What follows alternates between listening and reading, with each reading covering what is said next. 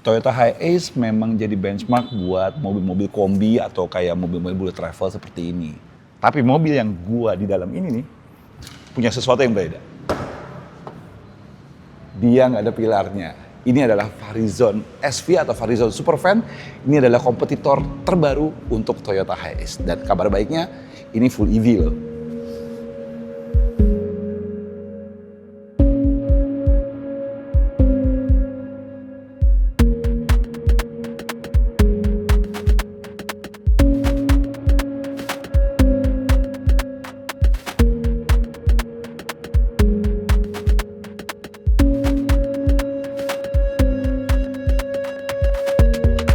Sedikit cerita mengenai Farizon sendiri. Farizon itu sebenarnya sebuah sub-brand dari Geely Corporation atau Geely Holdings.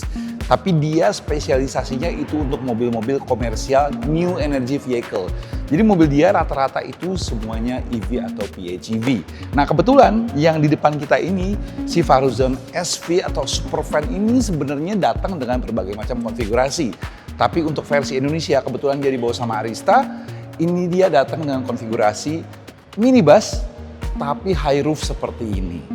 Di China sendiri atau di Tiongkok sendiri, dia punya beberapa varian seperti yang versi short wheelbase, versi van, versi kombi.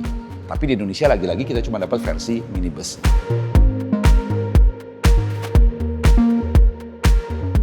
Dan karena mobilnya gede ya, kita langsung aja mulai dari sisi eksteriornya. Eksteriornya Eropa banget. Jadi nggak heran kalau mobil-mobil yang buatan Geely Group itu punya karakteristik kayak Eropa. Ini sepintas mengingatkan gue sama Fiat Multipla atau Wuling Cloud. Karena dia modelnya bertumpuk ya, jadi bumpernya tuh nggak jadi kesatuan sama lampunya kayak menjorok di atas, bumpernya nongol ke depan seperti ini. Lampunya sendiri crystal cut seperti biasa, bagus ya. Selain DRL, dia juga ternyata punya fungsi follow me home-nya. Jadi kalau follow me home-nya, lampu utamanya nyala, sama-sama logonya juga nyala. Jadi buat menyinarin bagian depannya. Dan entah kenapa gue masih nggak habis pikir, namanya Farizon, tapi logonya U. Why? Kenapa nggak F? Bagian ke bawah, gue masih melihat beberapa karakteristik Geely. Ini Geely banget. Ini biasa yang gue temuin di beberapa seri-serinya Geely. Masih ada kamera di bagian depannya. Kamera 360-nya juga banyak banget ya. Sini, samping, sama belakang. Dan lagi-lagi karena ini versi high roof, dia jadi tinggi banget. For your information, kalau ini dibandingin sama Hiace, Hiace-nya adalah Hiace Premium. Jadi ini mobil panjangnya sekitar 5,99, hampir 6 meter. Tingginya 2,5 meter. Jadi jauh lebih tinggi daripada Hiace, jauh lebih panjang daripada Hiace. Tapi wheelbase-nya lebih pendek sedikit daripada Hiace. Sehingga dia punya overhang jauh lebih panjang daripada si Hiace Premium.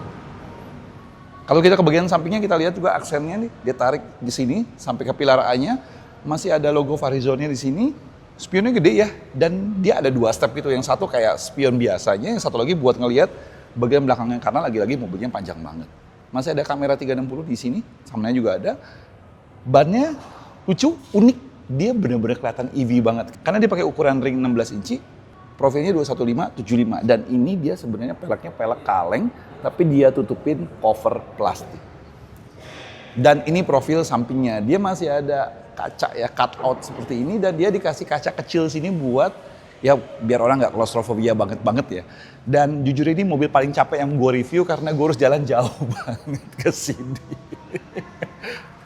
High roof banget. Jadi kalau lagi-lagi di Tiongkok dia ada versi yang pendek, cuman segini doang atapnya. Oh ini tinggi, otomatis dia nanti berpengaruh kepada kelegaan kabin di dalamnya. Nanti kita lihat ya. Oke, sekarang kita di bagian belakangnya si Farizon SV atau Supervan ini.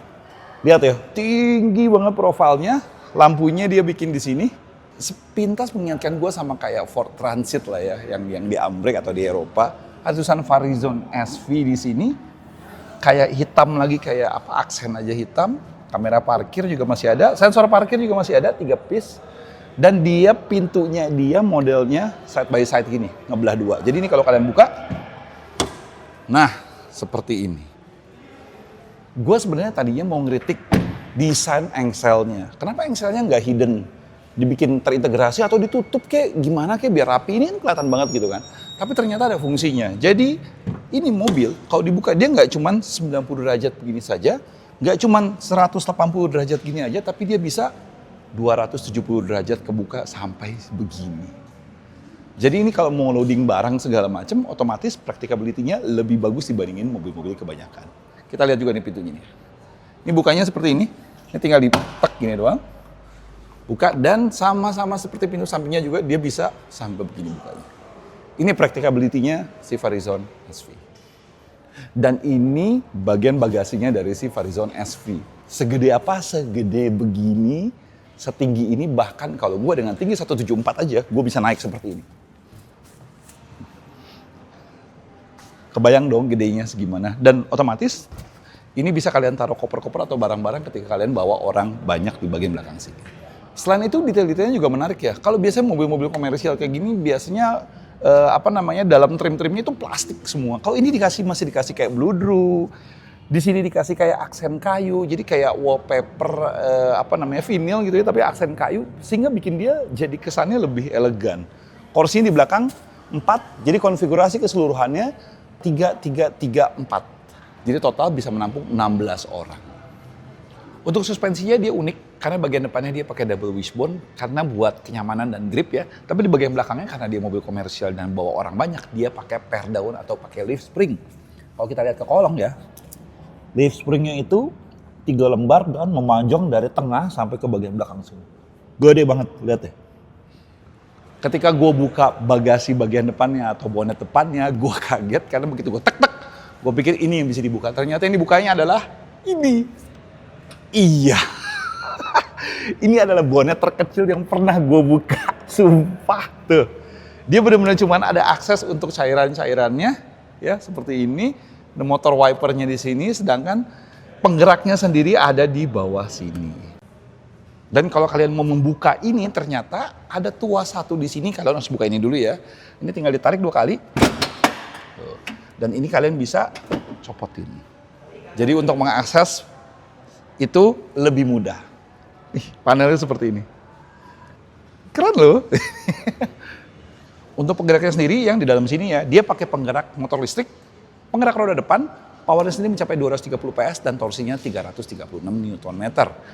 Baterainya sendiri 82,8 kWh dan kalau kalian cas dari 20-80% itu bisa dicas full dalam waktu 36 menit saja pakai chargeran 140 kWh. Dan mobil ini kalau dicas full bisa mencapai jarak atau range-nya atau mileage-nya 400 km sekali pengisian. Untuk port sendiri dia sudah pakai CCS 2 dan sudah bisa mendukung fast charging termasuk DC charging. Kita masuk ke dalam interiornya si Farizon SV dan sebelum gue masuk, bukaan pintunya bisa sampai begini, 90 derajat. Jadi otomatis accessibility-nya bagus banget. Kita masuk, masih ada pegangan di sebelah sini.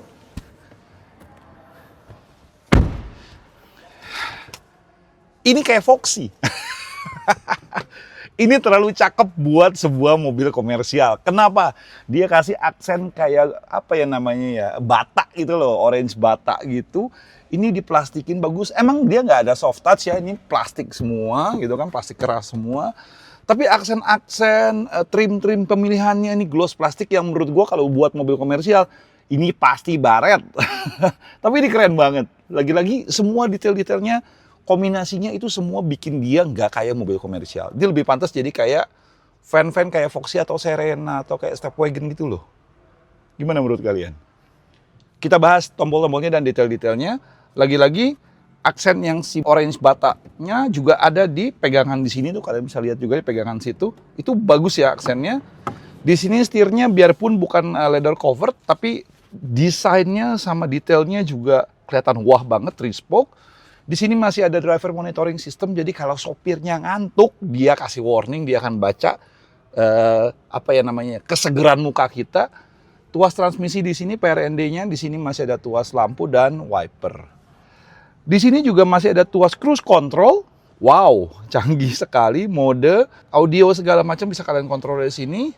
Kisi-kisi AC slotnya di sebelah sini, sebelah sini, sebelah sini, dan sebelah sini. Parking brake-nya sayangnya mereka nggak switching ya. Jadi karena ini versi Tiongkok langsung, parking brake-nya ada di sebelah kiri. Kalau menurut gua parking brake sebaiknya taruh di sebelah sini. AC-nya digital, kalian bisa atur di sini.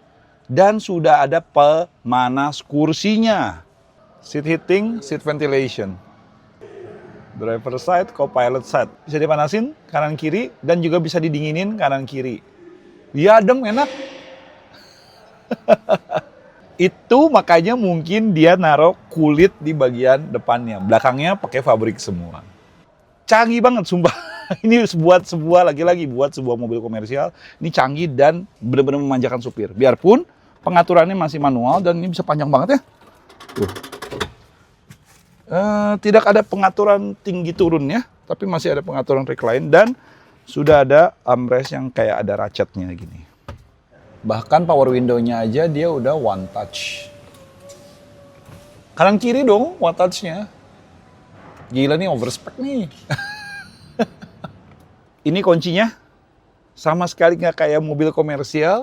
Dan ini gue nyalain, layar tengahnya 12 inci, layar utamanya juga cukup ya. Seperti halnya mobil-mobil Tiongkok, ini agak kampen sih sebenarnya dua layar ini.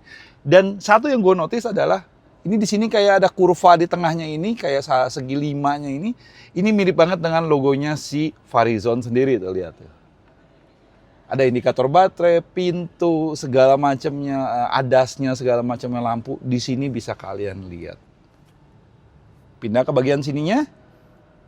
Di sini juga masih ada Apple CarPlay, kalian bisa konekin langsung. Tuh.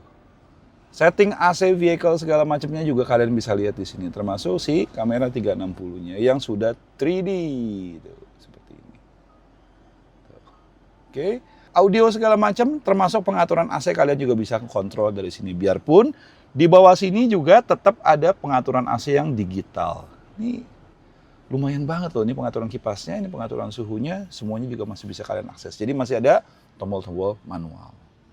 Butuh nyimpen barang banyak kalau lagi perjalanan, sopirnya ya misalnya ya, jangan khawatir si Farizon SV ini punya banyak banget penyimpanan. Glove box-nya begini, catnya di sini. Di sini ada penyimpanan sama cup holder. Di sini ada penyimpanan lagi. Di sini ada 12 volt. Di sini ada penyimpanan. Di sini ada penyimpanan sama juga kanan kirinya. Di atasnya sini juga masih ada ruang penyimpanan. Ini sekilas mengingatkan gue sama mobil-mobil JDM yang terkenal dengan kepraktisan storage-nya. Nah sekarang kita di baris depan tapi di sisi passenger, di sisi penumpangnya. Kursinya dia modelnya bench ya. Kanan kiri, sayangnya tidak ada pengaturan sama sekali. Jadi memang agak tegak ya di posisi seperti ini. Praktisan di bawah sini juga masih ada tempat penyimpanan lagi. Di bawah kaki ya. Tuh. Masih ada 2 tempat penyimpanan sebelah sini. Terus uniknya adalah, seperti tadi gue tunjukin waktu awal-awal bikin video ini adalah, mobil ini itu dia tidak punya pilar B. Ya. Jadi pilar B-nya kosong. Biasanya ada pilar B di sini. Otomatis accessibility orang masuk ke dalam sini itu bagus banget. Jadi kalian lihat nih, ini kayak ruang tamu, sumpah gede banget. Cuman pertanyaannya adalah seat belt-nya di mana?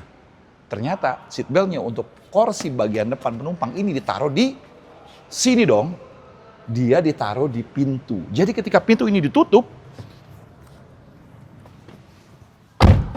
baru kalian bisa akses seat belt-nya. Jadi kalau pintunya dibuka, kalian tidak bisa mengakses seat belt. Unik ya? Oke, sekarang kita masuk ke sisi penumpangnya. Dan lagi-lagi, karena ini mobil listrik, dia naruh baterai gede di bagian bawahnya ini. Sehingga lantainya cenderung agak lebih tinggi. Itu juga makanya dia bikin atap tinggi dan mobilnya tinggi banget. Itu untuk mengkompensasikan lantainya agak tinggi. Satu kritik yang gua kasih, karena dia modelnya dia tanpa pilar, biasanya ada pegangan di pilar B-nya. Tapi di sini nggak punya pilar, nggak punya pegangan. Jadi untuk masuk, gue harus naik seperti ini atau narik seperti ini atau narik seperti ini. Untuk orang-orang yang mungkin punya keterbatasan fisik atau mungkin sudah umurnya sudah lebih senior, agak susah jujur aja naiknya. Nih, kalian harus agak narik badan seperti ini. Seperti gue bilang, konfigurasinya dia 16 seater, jadi kursi depan 3, dan di sini ada 3 baris lagi dengan kapasitas 3 penumpang, 1, 2, dan 3. Kursi paling belakangnya kapasitasnya 4 penumpang. Dan lagi-lagi karena tinggi mobilnya 2,5 meter dan dia high roof, jadi kalau di dalam mobil ini kalian bisa gampang jalan. Tuh. Jadi tinggi gua 174, lagi-lagi gua tidak mentok. Jadi kalau kalian tingginya nggak nyampe segitu, wow ini sih udah kayak di bus ya. Jadi Buat pindah antara satu baris ke baris lain, itu sangat mudah tuh. Benar-benar sangat mudah. Tuh. Gangway-nya juga cukup gede ya. Jadi buat kalian jalan tuh nggak harus sampai gimana banget. Kalau ini masih dirasa terlalu sempit, kalian juga bisa menaikkan. Karena seluruh kursi yang ada di Farizon SV ini atau 16 kursi ini malah dia bisa di-recline kecuali kursi depannya. Lucu ya. Jadi semuanya ini nih, 4 baris ini semua bisa di-recline kecuali kursi penumpang depan. Sedikit tambahan, kalau di sininya dia gede banget, tinggi banget, dengan kisi-kisi AC yang gue bisa bilang hampir di tiap baris ada kisi-kisi AC, di bagian belakangnya dia agak menurun sedikit. Kalau menurut gue ya, lagi-lagi sepertinya ini modul buat AC-nya. Tuh, karena di sini juga ada kayak kisi-kisi lagi tambahan, di belakangnya agak menurun dikit. Tapi nggak masalah, lagi-lagi karena kita biasanya kalau udah di belakang sini kan, kita duduk, nggak berdiri dong. Nah, kaca kecil yang kayak Nissan Evalia itu ternyata juga ada di sini. Ini kalian tinggal pencet, ini bisa dibuka sampai ke belakang. Jujur aja nggak kokoh-kokoh banget, kalau kayak yang Nissan punya kerasa solid, kalau ini agak kerasa cheap sih. Tuh. Tapi justru efek sampingnya adalah ini dibukanya gampang banget. Ya lumayan lah. Kalau misalnya pada mabuk gitu kan bisa duduk di sini, buka sedikit, kena angin. Satu lagi tambahannya, karena di basisnya mobil niaga, komersial bukan minibus beneran. Jadi memang beberapa body itu dia ditutupnya simple banget. Dia cuman kayak dikasih trim simple di sini. Bahkan di bagian-bagian sininya itu dia nggak ada trim sama sekali. Jadi benar-benar dibiarinin terekspos seperti ini. Dan satu fitur ini yang mengalahkan HiAce dari segi safety karena dia sudah dilengkapi dengan ADAS, Adaptive Cruise Control, Rail Cross Traffic, Lane Keeping, Blind Spot, Forward Collision, semuanya sudah lengkap.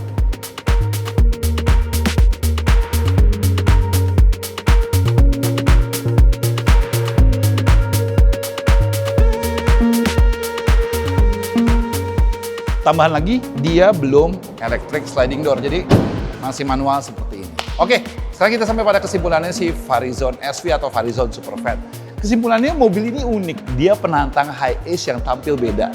Tampilan dia seperti mobil-mobil Eropa, detail-detail dia bagus banget, malah terlalu bagus untuk sebuah mobil komersial. Plus praktikability-nya segala macamnya juga dia berjaban dengan si Toyota HiAce. Malah dia cenderung lebih lega, lebih praktis. Menurut kalian seperti ini kompetitif nggak untuk market Indonesia? Tulis di komen ya. Oke, sekian video kita kali ini. Thank you udah nonton. Kalau kalian suka video ini, klik like, subscribe, saran, dan tekan lonceng untuk tahu video-video terbaru dari Autonet. Audi sign off dari showroomnya Farizon. Bye-bye.